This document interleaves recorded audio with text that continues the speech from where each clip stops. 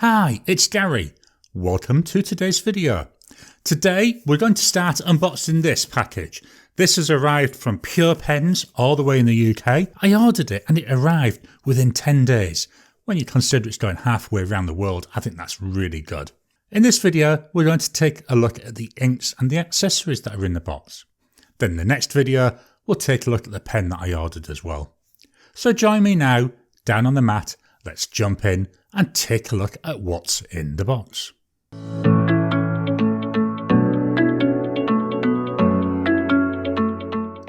So here we are down on the mat, let's jump in and look at the accessories. So the first item we've got here is a Pilot parallel pen.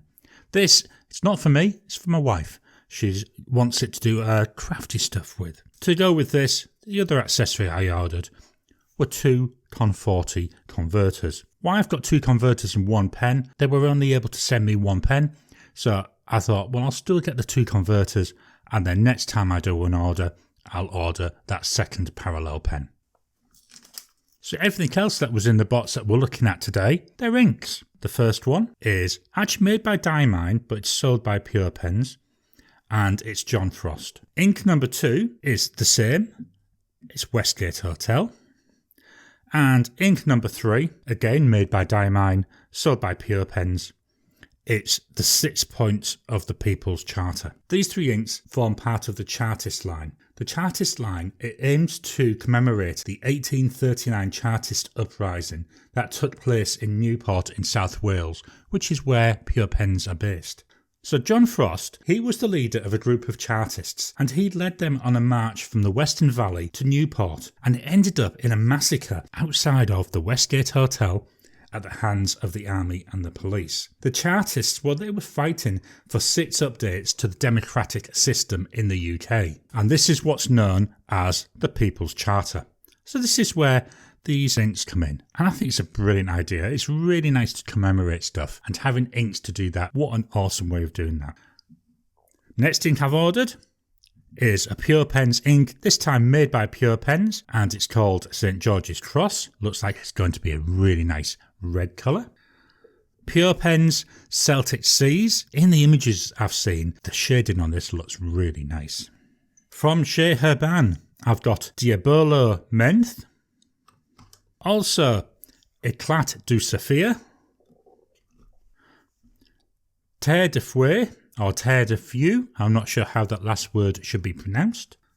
Waterman Audacious Red, Atramentis Cherry.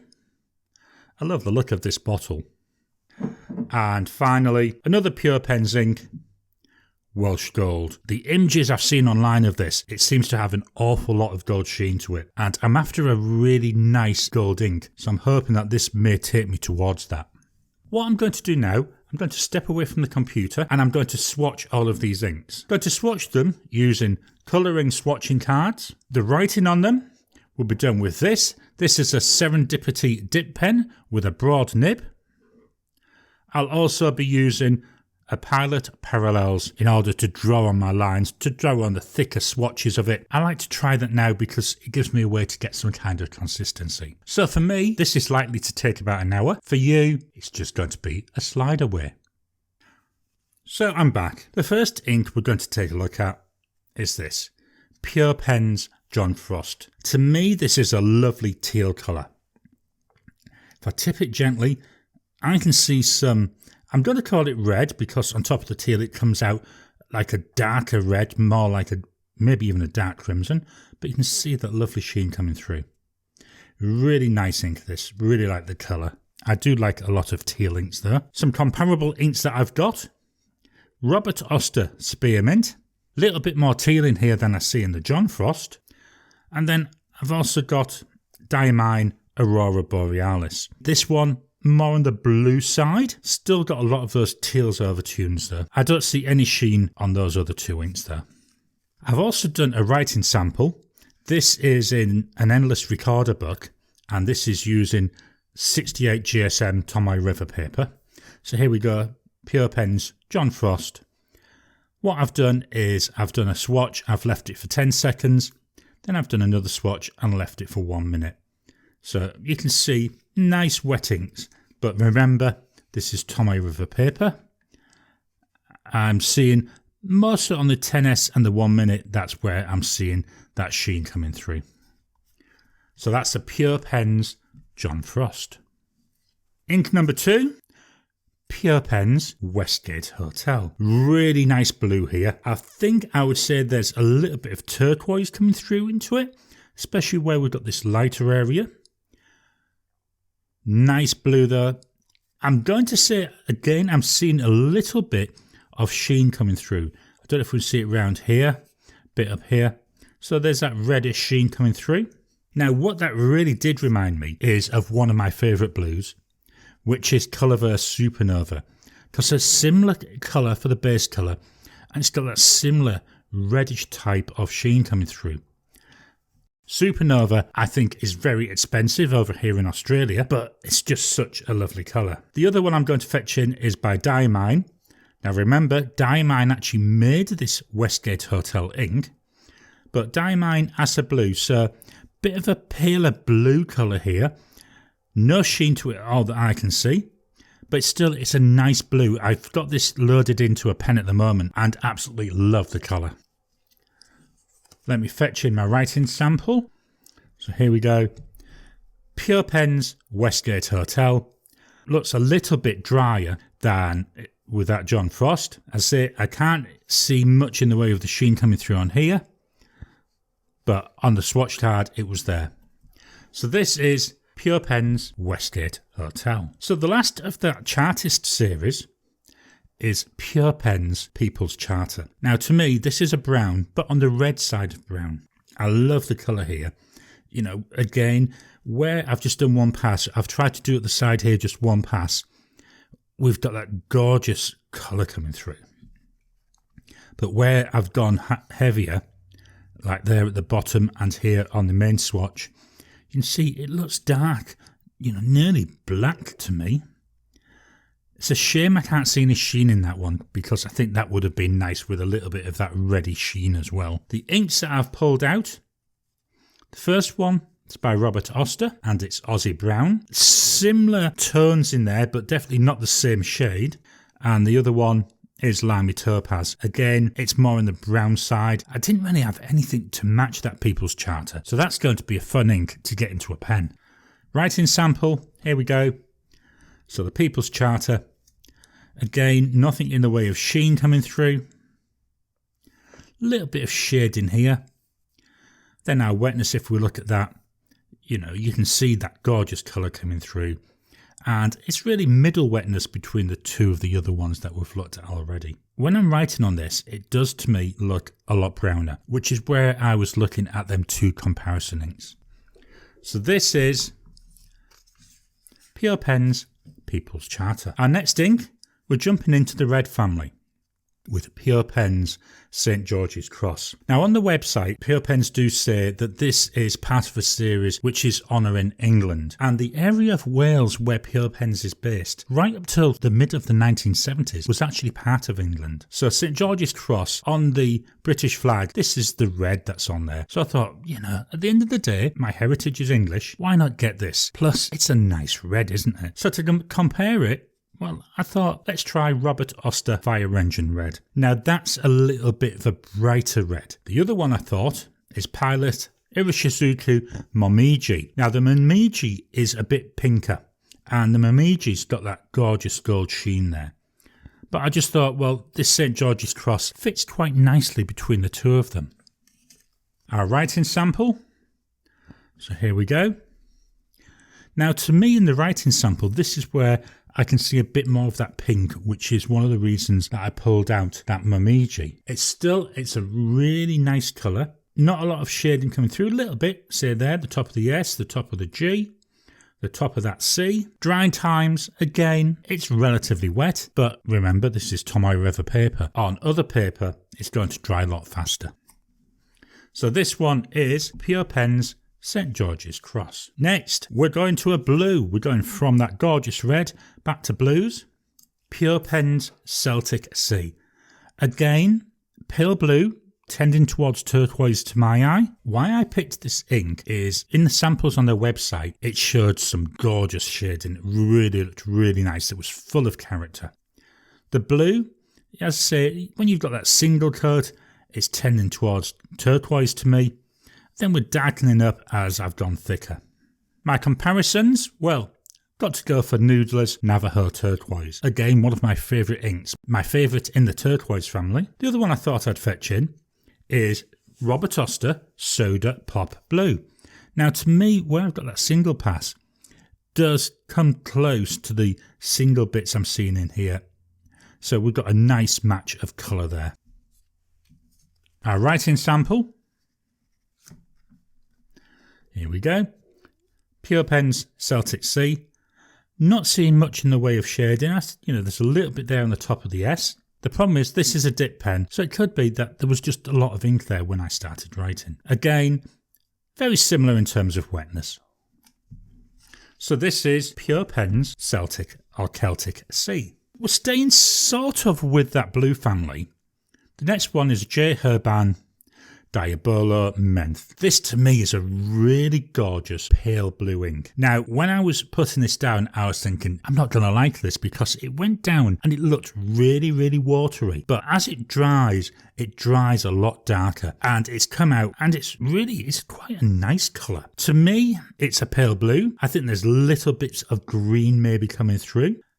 Even on here where we look, where I was writing the name, there's a lot of shades coming through in that writing. So what did I think I'd compare this against? Well, the first one is Diamine Soft Mint. Yes, I know that this is a green ink, but you can see a lot of the paleness of the colour coming through. The other one is Robert Oster Torquay. So slightly darker, but again, nice pale colours. Now, as well as the Robert Oster Torquay, I did almost fetch out a couple of Diamine inks, which were of that similar family. So I'm thinking the likes of Marine and Aqua Lagoon. But this, to me, is quite an unusual colour. Let's take a look at the writing sample. So here we are. Herbin, you can see I spelt it wrong. That's going to be a constant challenge for me with this. Diabolo Menthe, or Menthe. I'm not sure how to pronounce that last word. But look at it. You can see how pale it is on here, but look at the shading that I'm seeing in here. To me, this looks really nice. It's a really complex ink. Drying, again, looks quite watery when I'm doing my smear tests. But as I said, when it went down, it looked very watery to me anyway. So I'm not going to worry too much about that. So this one is J. Herbin Diabolo Menthe. Staying with J. Herbin, Eclate de Saphir. This is an ink I've seen lots of people showing on their channels and I've always liked the look of it, so I thought, got to get myself a bottle of that. So when I saw it, I thought, yeah, I might as well. I'm ordering a load of inks. So this is, I'm actually going to say it's a purple ink. I mean, you could say it's got a lot of blue in there. So it's definitely purple, but it's purple tending towards blue. The comparisons I've got here, it's Diamine Sapphire Blue. Saphir being, I'm assuming, French for sapphire. So I thought, well, yeah, there we are. That's a similar name. The Diamine one, it's a darker colour, but I can see the purple in both of them. The other ink, another Diamine ink, Sargasso C. So darker again, but again, it's showing that purple with a lot of blue in there. So I thought, yeah, it's another one that I can fetch out. Our writing sample. Here we go. One of the things I've noticed with all the J. Herbin inks that I got, they all do seem to be a bit watery when I'm writing with them. Again though, here, it's dried quite nicely.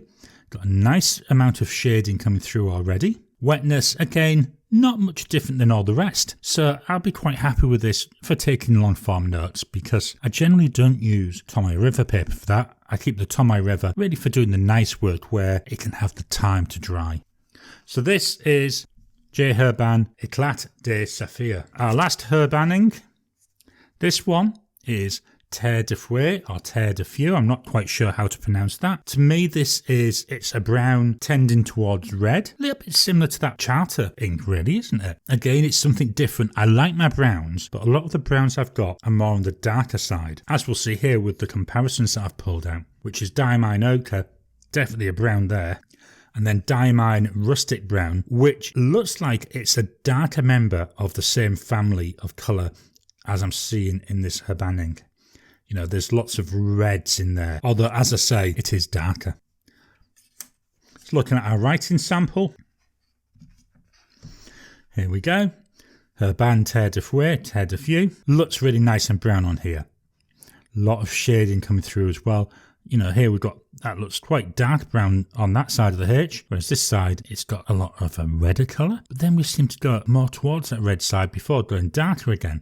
So again, it looks like it's going to be another interesting ink for writing with. And drying times, not too bad, is it?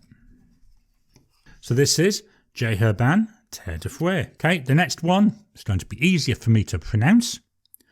Waterman Audacious Red. Beautiful bright red colour here. Really like the look of this. I would say to my eyes, especially where I've got these single passes, it's got some of that pink in there. So it's more on the pinky side of red. Looks really nice. This is one I'm going to suggest my wife looks at for doing her Christmas cards with, because she's after a really nice red for that. And I think this is a really good match. Saying that, I'm going to fetch in a pen BBS in Christmas Red.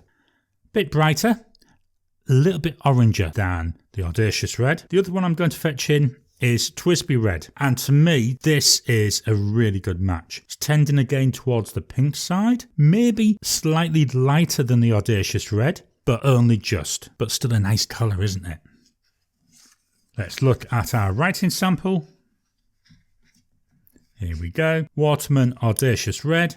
Again, I'm seeing little bits of shading coming through. Not an awful lot, but as I said earlier on, this pen was dipped, so it could be that there was just an awful lot of ink left on the nib. Drying times, again, fairly reasonable. So this is Waterman Audacious Red. The next ink we've got by Atramentis, and it's Cherry.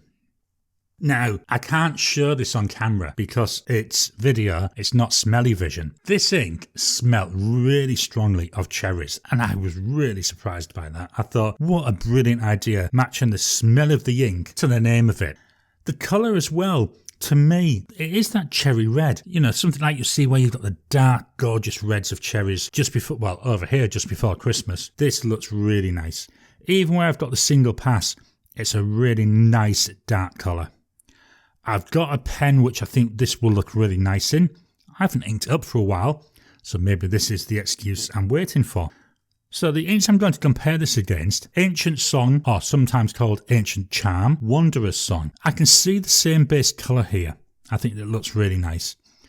The difference between these, I don't know if you can see it coming through, the Wanderer's Song, it's got a gorgeous gold sheen in there, but when I've written with this in the past, I don't actually see that gold sheen in my writing. The other ink, a little bit browner, but Diamine Ancient Copper. Again, another one of my favourite inks. It is browner, so it's not an exact match, but it was the nearest I had when I was going through my inks, so I thought, well, I'll fetch that one out anyway. We'll look at our writing sample. So here we go, right down at the very bottom, Atramentis Cherry. I don't see any shading coming through at all in this. I need to see what this is like in a pen, obviously. It also seems to be one of the wetter inks, wetter even than the John Frost, which I thought was quite wet when I first looked at it. So I'm wondering if this is not going to be a very good ink for long note-taking sessions, but we'll have to see how it goes. So this is Atramentis Cherry. Our final ink. Yeah, there's been loads today, hasn't there? Pure Pens Welsh Gold. I left this one for last because, well, it's black. As you can see, it's definitely black. There is quite a lot of gold sheen coming through. Look, there we go. If I hold it up like that, I hope the camera catches it.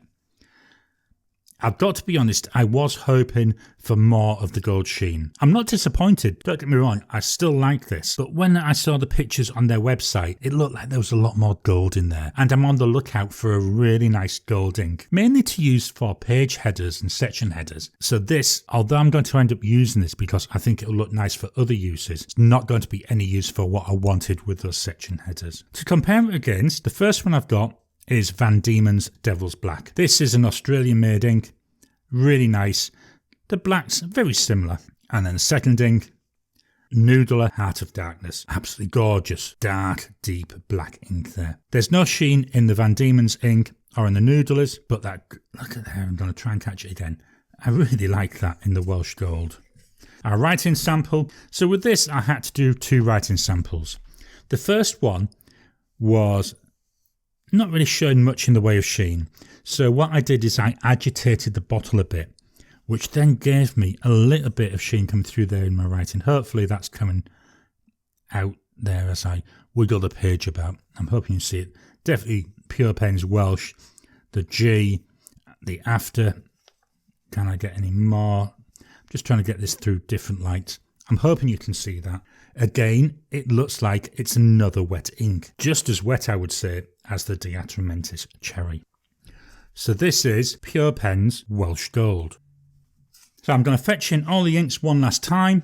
We've got Pure Pens John Frost, Pure Pens Westgate Hotel, Pure Pens The People's Charter, Pure Pens St George's Cross, Pure Pens Celtic Sea, J. Herbin Diabolo Menthe, J. Herbin Eclate du Saphir, J. Herbin Terre de Fouet, Waterman's Audacious Red, Atramentis Cherry, and Pure Pens Welsh Gold.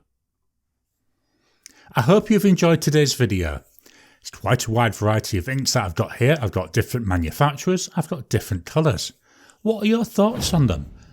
As I keep asking, are there any other inks that you can suggest it may be worth my while to try out? Please drop a comment down below. Please hit the thumbs up button.